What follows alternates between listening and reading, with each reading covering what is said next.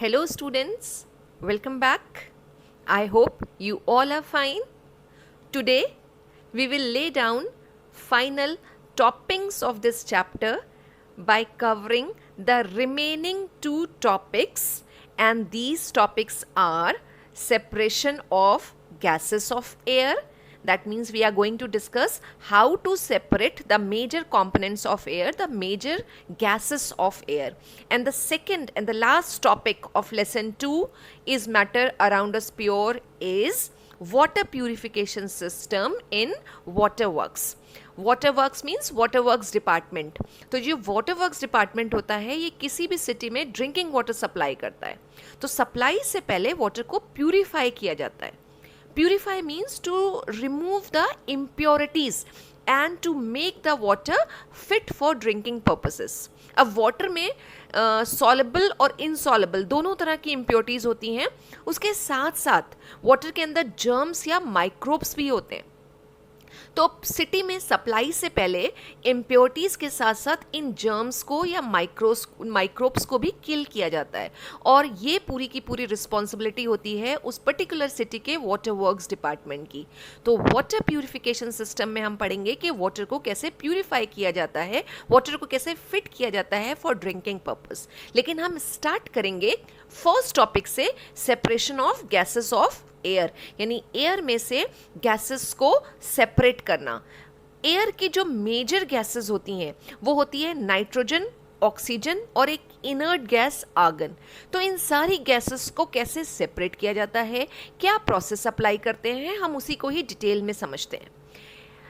Air को जब हम डिफाइन करते हैं तो एयर को हम बोलते हैं air is a homogeneous mixture. एक होमोजेनस मिक्सचर है. लेसन के स्टार्टिंग में ही हमने मिक्सचर्स के दो टाइप डिस्कस किए थे, होमोजेनस और हेट्रोजेनस.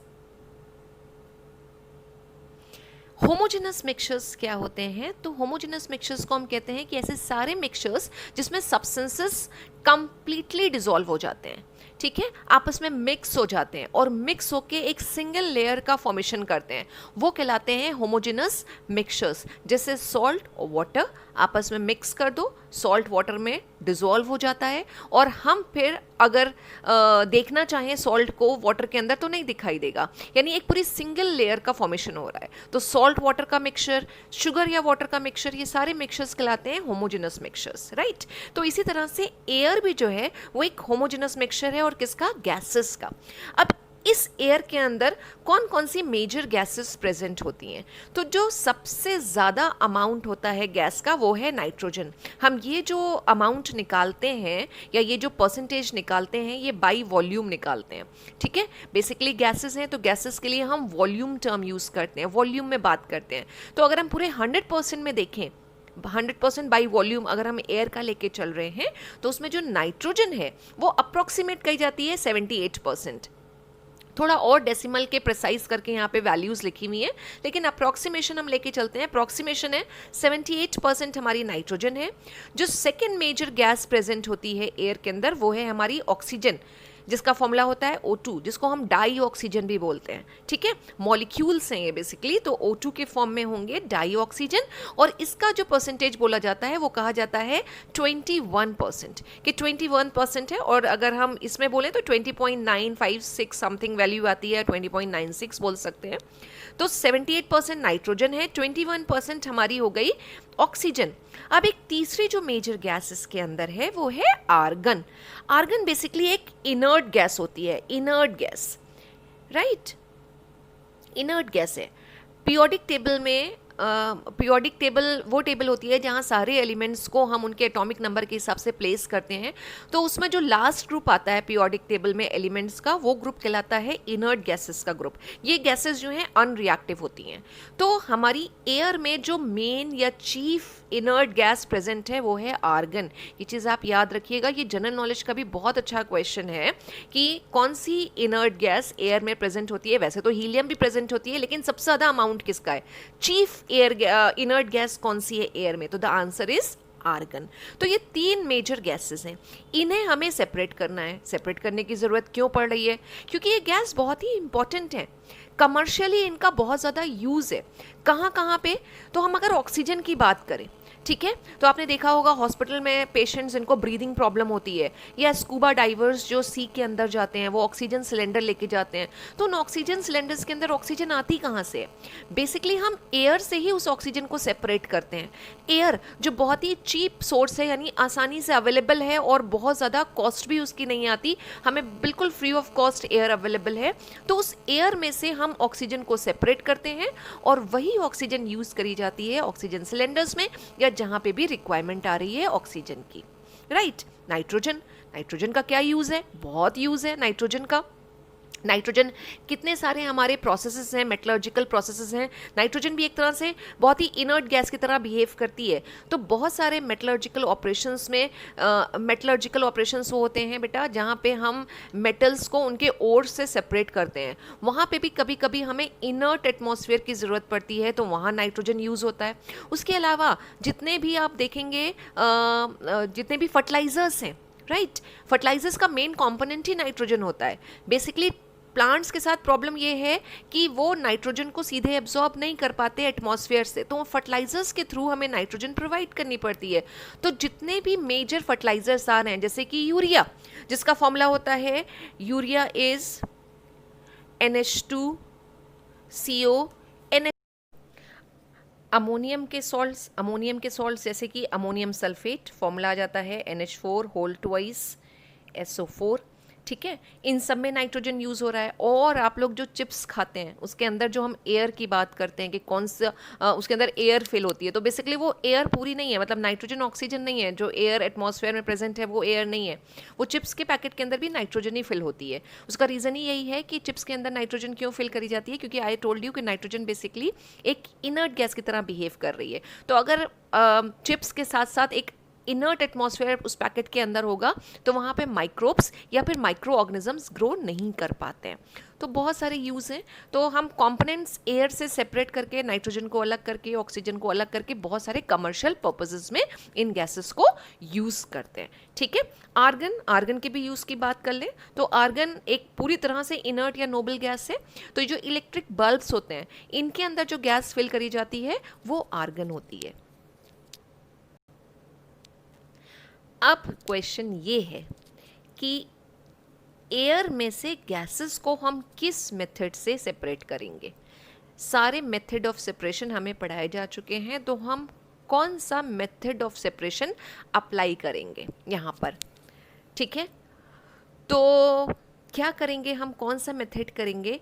तो बेसिकली फ्रैक्शनल डिस्टिलेशन से एयर के कंपोनेंट्स को सेपरेट किया जाता है। और फ्रैक्शनल डिस्टिलेशन अभी हमने बड़ा लेटेस्ट पढ़ा है, लास्ट क्लास में ही हमने पढ़ा है कि fractional distillation is a method which is used to separate 2 or more miscible liquids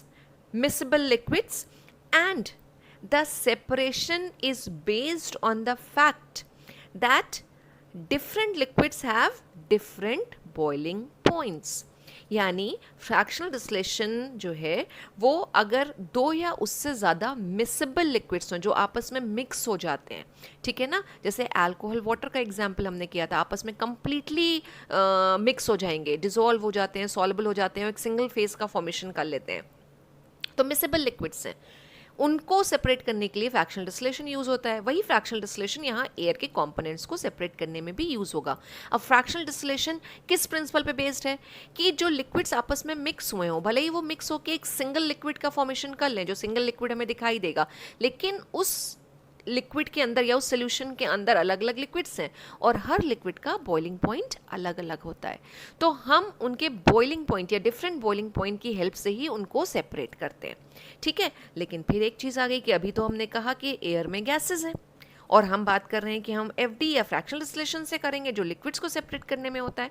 तो बेटा बिल्कुल सिंपल है कि एयर के कंपोनेंट्स को सेपरेट करने से पहले, अभी जब हम पूरा प्रोसेस का डायग्राम देखेंगे तो हम देखेंगे कि एयर को लिक्विफाई कर लिया जाता है, यानी कि एयर को लिक्विड में कन्वर्ट कर लिया जाता है, गैसेस को लिक्विड स्टेट में हम ले आते हैं।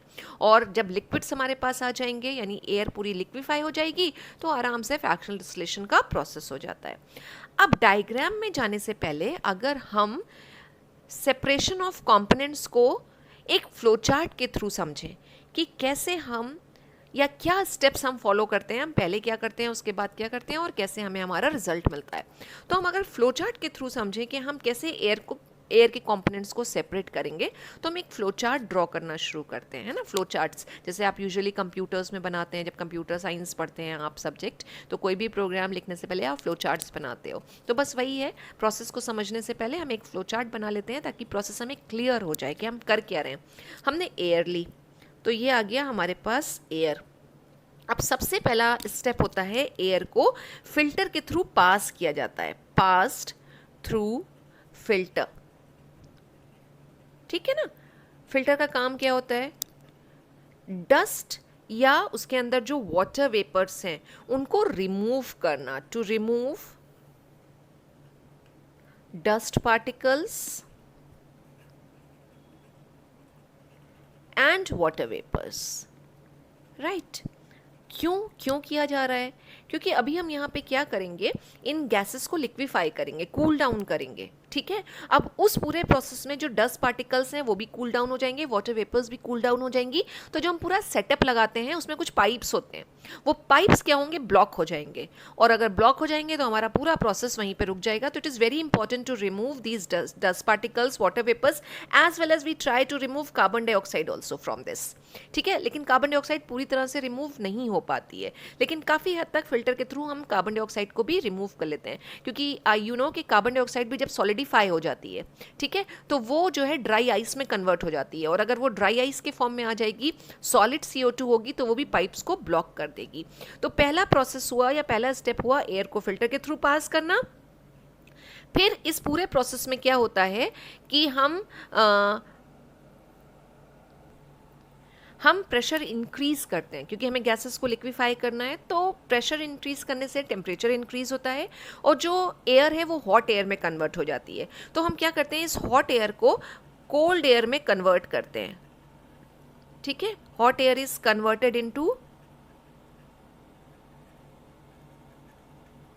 कोल्ड एयर, हम एयर को कूल करते हैं, राइट। और साथ ही साथ हम क्या करते हैं, कंप्रेस भी करते हैं, कंप्रेस, ठीक है। तो ये हमारे पास आ जाएगी कंप्रेस्ड कोल्ड एयर, जिसको हम एक और यूनिट के थ्रू पास करेंगे, and that unit is called separator, separator, जहाँ पे हमारी जो एयर है या गैसेस हैं वो एक्सपैंड करेंगी। और अब हमारा आ जाएगा शो स्टॉपर स्टेप, यानी कि फ्रैक्शनल डिस्टिलेशन, जिसकी हम बात कर रहे थे।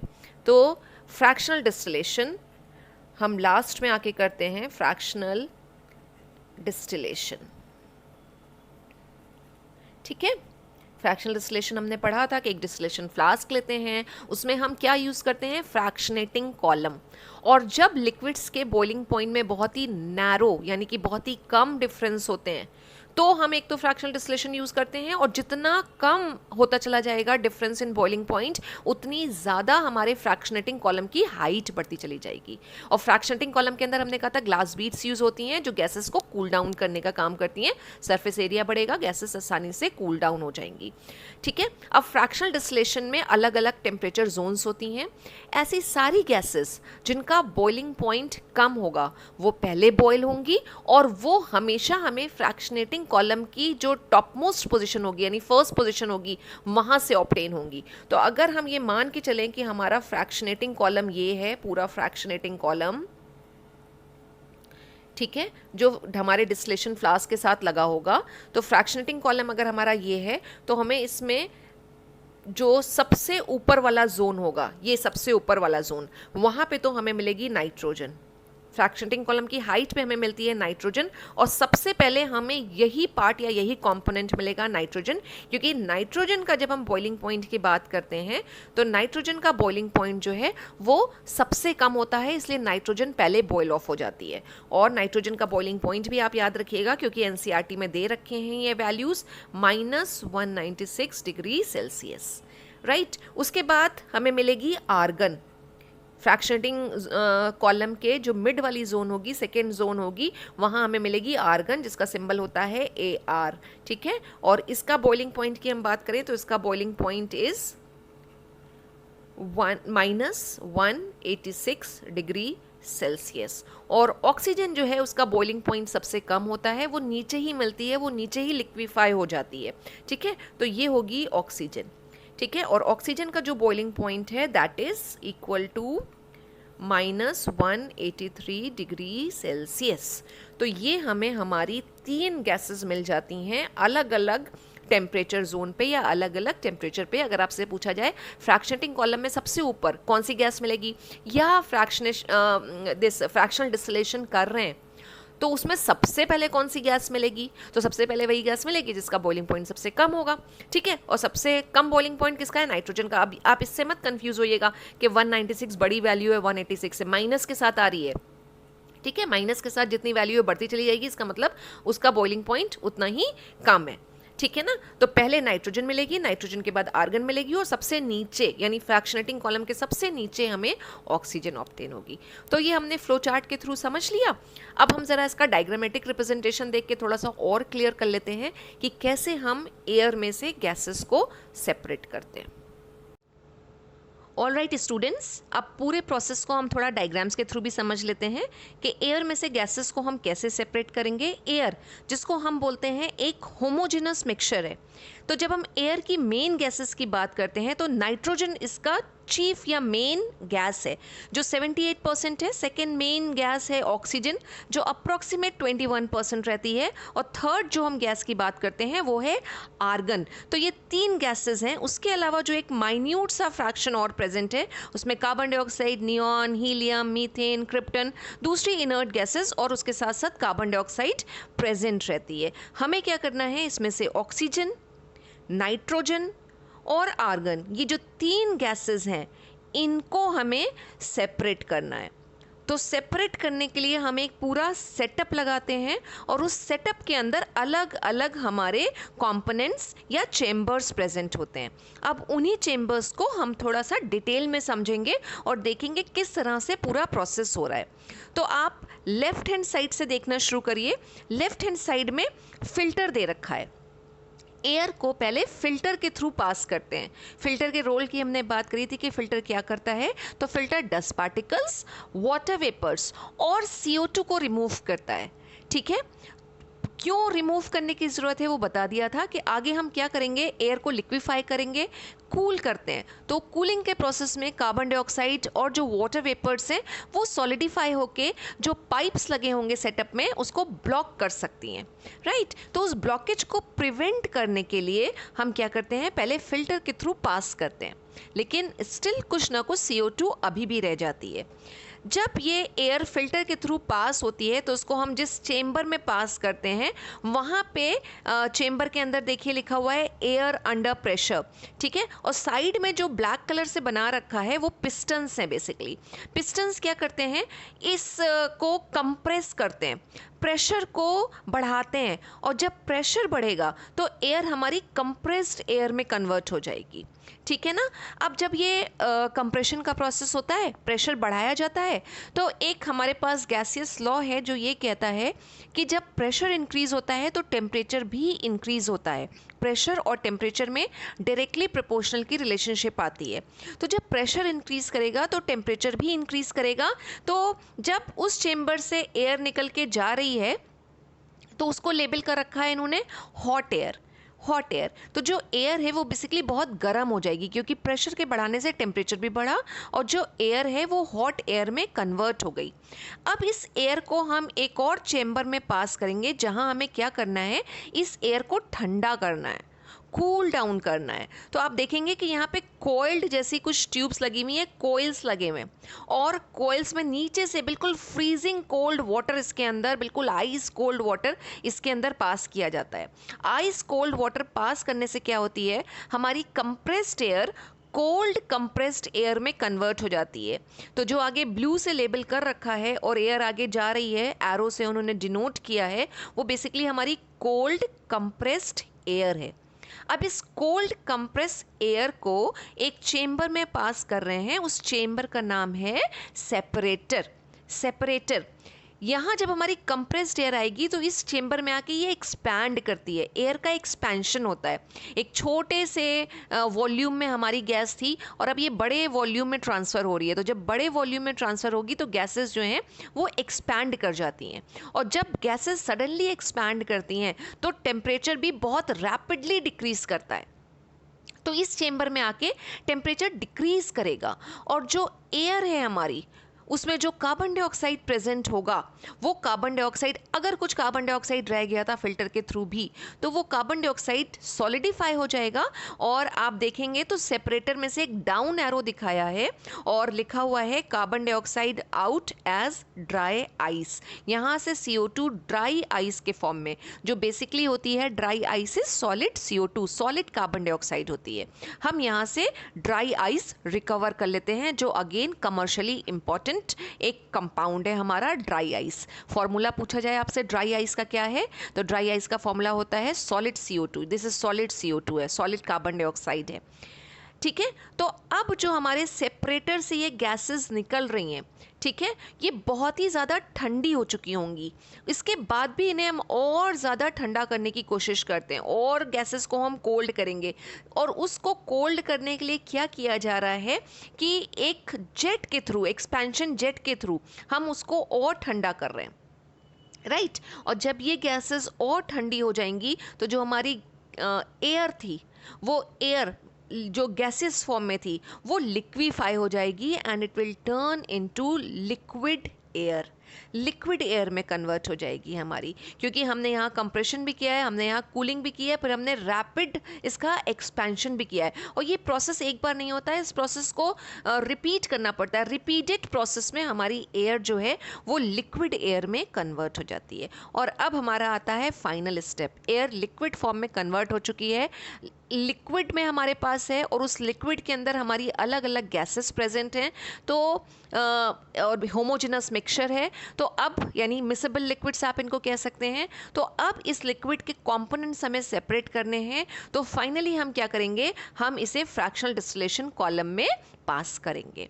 तो यहाँ पे जो एक चेम्बर बना रखा है उसके ऊपर लेबलिंग भी करी है फ्रैक्शनल डिस्टिलेशन कॉलम, ठीक है। इस फ्रैक्शनल डिस्टिलेशन कॉलम में क्या होगा, आपने लास्ट क्लास में पढ़ा है, बेसिकली इन्होंने एक चेम्बर के फॉर्म में दिखा दिया है, लेकिन यहाँ पे पूरा फ्रैक्शनेटिंग कॉलम लगा होगा जिसकी हाइट काफ़ी ज़्यादा होगी, क्योंकि नाइट्रोजन, ऑक्सीजन और आर्गन, इन तीनों के बॉइलिंग पॉइंट्स में बहुत ही माइन्यूट से डिफरेंसेस होते हैं, इसलिए ज़्यादा हाइट वाला फ्रैक्शनेटिंग कॉलम यहाँ पे यूज़ किया जाता है, ठीक है। आप फ्रैक्शनल डिस्टिलेशन का पूरा प्रिंसिपल रिकॉल करके देखिएगा।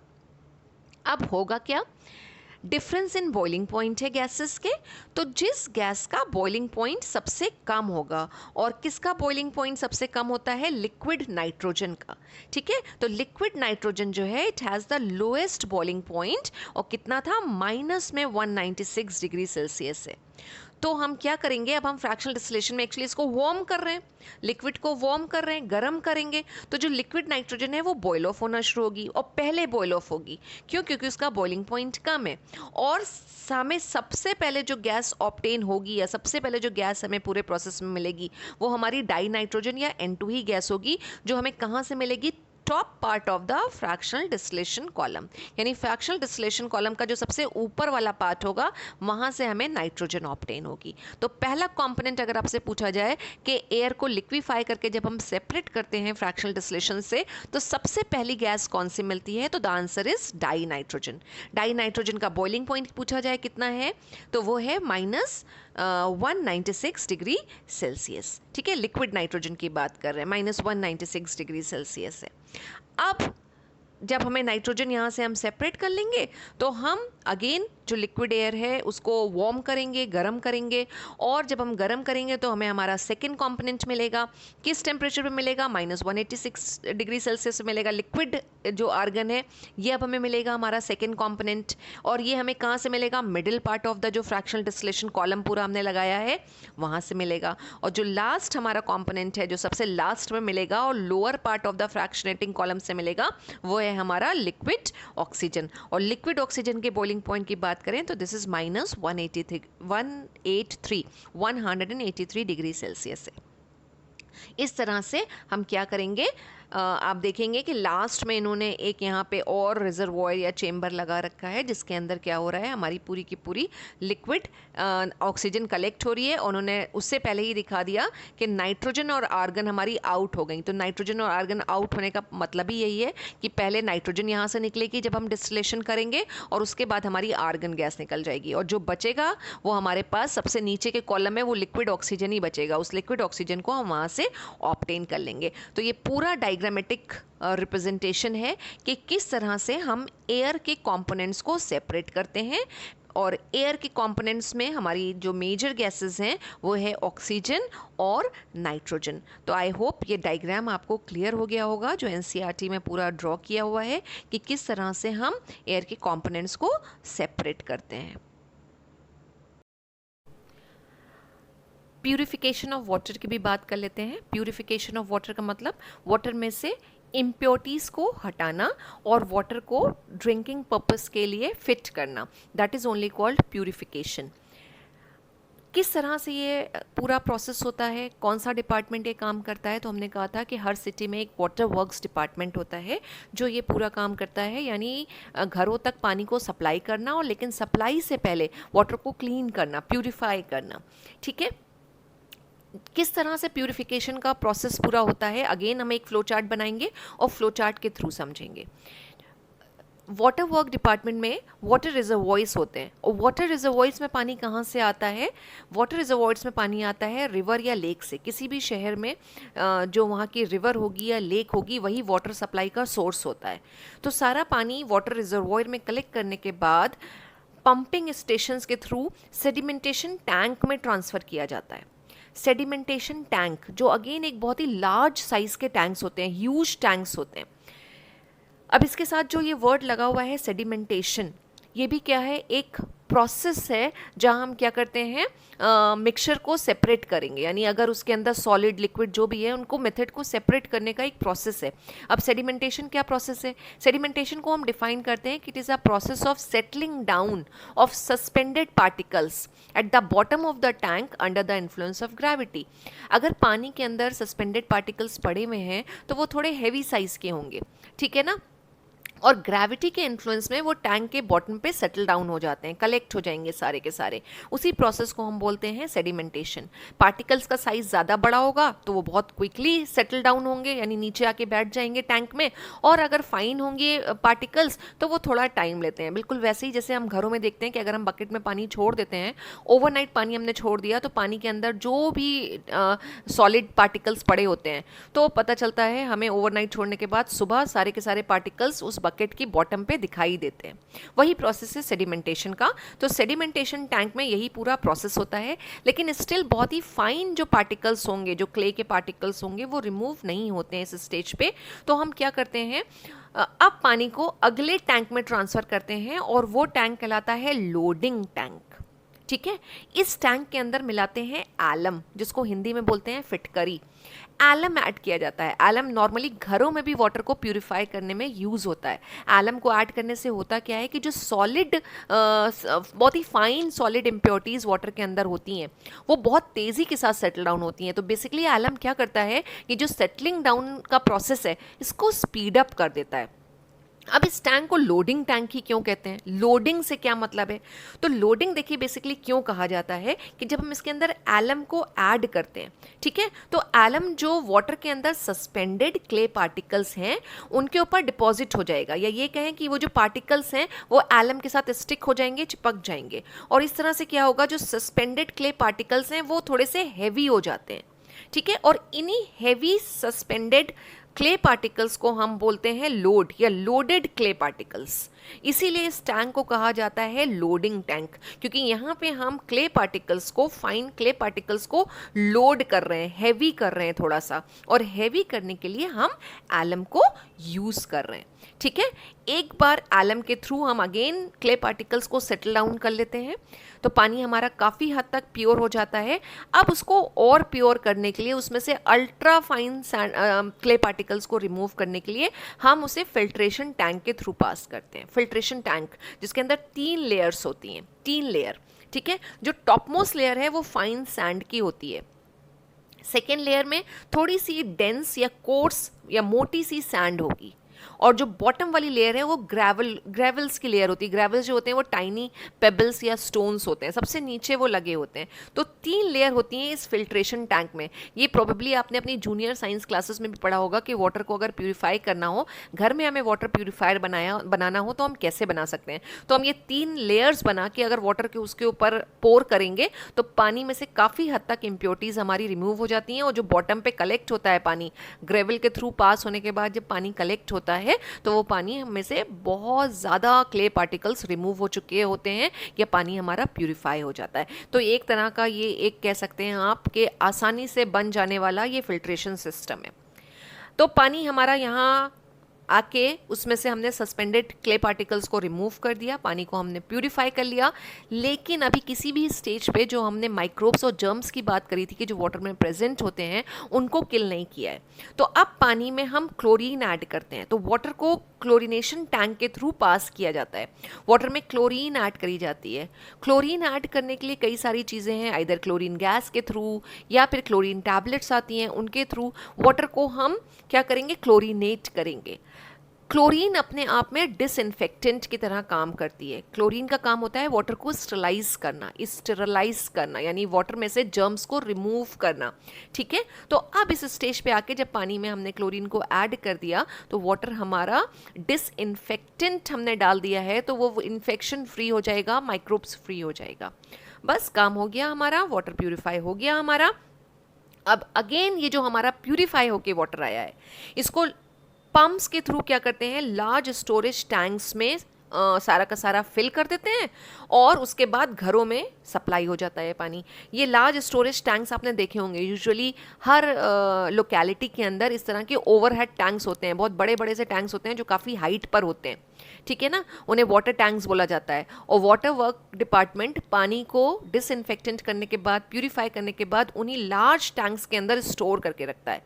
और फिर जैसे होता है कि हर एरिया का वाटर सप्लाई होती है, तो जो हर एरिया की वाटर सप्लाई होगी वो बेसिकली इन्हीं स्टोरेज टैंक्स के थ्रू होती है। तो दिस इज़ द प्रोसेस और this is the flow chart for purification of water, कि हमने स्टार्ट किया, रिवर या लेक का पानी लिया और कई सारे स्टेप्स में वाटर को प्यूरिफाई करके, वाटर को डिसइंफेक्टेंट करके, वाटर को इन्फेक्शन फ्री करके, माइक्रोब फ्री करके हम घरों में सप्लाई कर देते हैं। ठीक है, अब इसी चीज़ को हम थोड़ा सा एनसीईआरटी का डायग्राम देख के भी समझ लेते हैं कि डायग्रामेटिक रिप्रेजेंटेशन उन्होंने एनसीईआरटी में किस तरह से दिखाया हुआ है। वाटर प्यूरिफिकेशन सिस्टम को भी हम डायग्राम के थ्रू समझ लेते हैं। एनसीईआरटी में इतना ब्यूटीफुल सा डायग्राम बना के इन्होंने दिखाया है, जहाँ सारे सेक्शंस बिल्कुल अलग अलग हैं। तो लास्ट डायग्राम है ये चैप्टर का, और लेबल किया इन्होंने water purification system in water works. इसी चीज़ को अभी हमने फ्लो चार्ट के थ्रू समझा था। अब थोड़ा सा टैंक वैंक बने हुए हैं, उनको हम देख लेते हैं कि किस तरह से वाटर प्यूरिफाई करते हैं वाटर वर्क्स वाले। ठीक है, तो हम स्टार्ट करते हैं रिजर्वॉयर से। रिजर्वॉयर बड़ा अच्छा सा ब्लू कलर का बना रखा है, वाटर को यूजुअली हम ब्लू कलर से ही शो करते हैं। तो ये जो रिजर्वॉयर है, ये वाटर रिजर्वॉयर दिखा रहा है। रिजर्वॉयर से पानी कहाँ आएगा, तो सबसे पहले रिजर्वॉयर से पानी आता है सेडिमेंटेशन टैंक्स में। और रिजर्वॉयर में पानी कहाँ से आता है, तो बेसिकली पम्प्स लगे होते हैं रिवर के साइड में या लेक के साइड में, पंप्स लगे होते हैं। उस पंप से रिजर्वॉयर में पानी कलेक्ट कर लिया जाता है, और रिजर्वॉयर से वो पानी सेंड किया जाता है सेडिमेंटेशन टैंक में। ह्यूज साइज के टैंक होते हैं, और ऊपर देखिए लिखा हुआ है कि सेडिमेंटेशन टैंक क्या कर रहा है, to allow solid to settle. तो जो भी सॉलिड इम्प्योरिटीज़ इसके अंदर होंगी वो सारी की सारी, सेडिमेंटेशन का प्रोसेस आपको पता है कि it's the process of settling down of solid particles. तो जितनी भी सस्पेंडेड इसके अंदर सॉलिड पार्टिकल्स होंगे वो सब under the influence of gravity sedimentation tank में सेटल डाउन हो जाएंगे। और उसके बाद हम इसी पानी को आगे या नेक्स्ट प्रोसेस में लेके जाएंगे, नेक्स्ट चेंबर में लेके जाएंगे, जो कहलाता है लोडिंग टैंक। लोडिंग का मतलब हमने सीखा था, हम बेसिकली इसमें क्या करते हैं, एलम को ऐड करते हैं। इस टैंक के अंदर एलम को ऐड किया जाता है, और एलम क्या करता है, बहुत ही फाइन सस्पेंडेड पार्टिकल्स जो हैं, जो सेडिमेंटेशन टैंक में नहीं निकले थे, एलम क्या करता है, उनके साथ स्टिक हो जाता है और उनको थोड़ा सा हैवी कर देता है, और इसी प्रोसेस को हम बोलते हैं लोडिंग। ठीक है, और इस लोडिंग में क्या हो रहा है, ऊपर देखिए है लिखा हुआ कि to sediment the suspended impurities. ठीक है, तो जो रिमेनिंग सस्पेंडेड इम्प्योरिटीज़ हैं वो यहाँ पे आके सेडिमेंट हो जाएंगी। बहुत ही फाइन वाली जो इम्प्योरिटीज़ होती हैं वो आसानी से नहीं होती हैं। Just because of this we add alum to this tank. Now this water is taken to another step, another tank जो कहलाता है फिल्ट्रेशन टैंक। फिल्ट्रेशन, अब फिल्ट्रेशन जो हो रहा है वो किस तरह से हो रहा है, देखिए उसमें सबसे पहले पानी दिखाया है कि पानी किसके थ्रू पास होगा, फाइन सैंड के थ्रू पास होगा। ठीक है, और फाइन सैंड के बाद ये थोड़ा सा कोर्स सैंड या ग्रेवल के थ्रू पास होता है, और उसके बाद फिर कोर्स ग्रेवल लगे हुए, यानी थोड़े से बड़े साइज़ के पेबल्स या स्टोन्स लगे हुए। तो ये 3 लेयर में फिल्ट्रेशन होता है। इस 3 लेयर में फिल्ट्रेशन होने के बाद पानी बिल्कुल प्योर हो जाता है, लेकिन उसके अंदर माइक्रोब्स या जर्म्स या बैक्टीरियाज रह जाएंगे। अब उनको किल करने के लिए हम एक केमिकल ऐड करते हैं। वो केमिकल बेसिकली क्या करेगा, क्लोरीन को रिलीज़ करता है। अब वो केमिकल कई तरह से यूज़ करते हैं water work department, either they add chlorine tablets to this.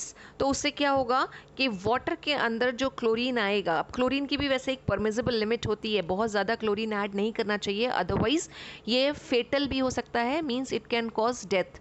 Toxics या टॉक्सिन्स प्रोड्यूस करता है एक्स्ट्रा क्लोरीन पानी में। तो पानी में क्लोरीन को ऐड करने का पर्पस क्या है आपसे पूछा जाए, just to kill microbes, just to kill bacteria, और just to kill the germs which are present in water.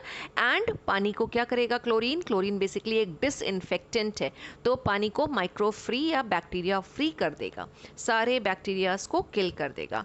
और उसके बाद जो लास्ट में दिखाया है वो अच्छा सा उन्होंने क्या दिखा दिया, एक टैप बना के दिखा दिया कि वो पानी के सारा का सारा अब water work department through the network of pipelines, आपको पता होगा, देखा होगा कभी आपने कि सड़क पे नीचे या सड़क के बिल्कुल लगी हुई पूरा एक पाइपलाइंस चलती हैं, सड़क के नीचे भी होती हैं, पूरी मेजर बड़ी जिनकी ज़्यादा विड्थ होती है ऐसी पाइपलाइंस डाली जाती हैं। तो पूरा नेटवर्क है पाइपलाइन का, तो पूरा पानी फिर इन्हीं पाइपलाइंस के थ्रू घरों तक सप्लाई किया जाता है। तो सारा पूरा प्रोसेस है कि रिजर्वॉयर जहाँ पानी कलेक्ट हो रहा है रिवर या लेक से, और पानी घरों तक कैसे पहुंच रहा है, तो उस पूरे प्रोसेस में कहाँ कहाँ कौन कौन से स्टेप्स हो रहे हैं वो क्लियरली इस डायग्राम के अंदर दिखाए गए हैं। और आई होप आपको क्लियर भी हो गए होंगे कि पानी को कैसे प्यूरिफाई किया जाता है। प्यूरिफिकेशन का मतलब to remove the impurities from the water and to make it fit for drinking purpose। तो इसके साथ साथ ये चैप्टर भी हमारा फिनिश हो गया। तो 2 चैप्टर्स आप लोग के केमिस्ट्री के हो गए। नेक्स्ट क्लास में हम लेसन 3 की बात करेंगे। तो आज के लिए स्टूडेंट्स इतना ही। Thank you so much dear children.